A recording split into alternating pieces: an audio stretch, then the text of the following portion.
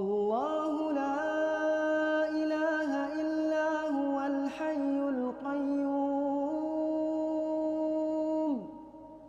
لا تأخذه سنة ولا نوم له ما Ben daim aytып берем, омат деген бар. Омат.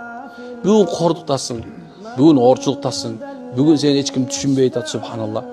Бирок эртең Алла Таала оматты балким сага 40 жашыңда берет, 60 жашыңда берет. Балким балаң себеп берет, балким кызың себеп берет, балким күйөө балаң себептүү берет. Оматты билбейсиң сен. Бүгүн кепедесиң, эртең хан сарайда жашашың мүмкүн. Бүгүн көчөдө жүрөсүң, эртең субхана жип менен жүрүшүң мүмкүн. Туурабы?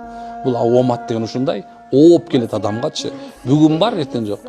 Кыргызча айтканда баягы дөөлөт тоголок мени жалпактап коет го, туурабы? Сен билбейсиң дөөлөттүн качан келеринчи. Ошонун себебинен субханалла жакшы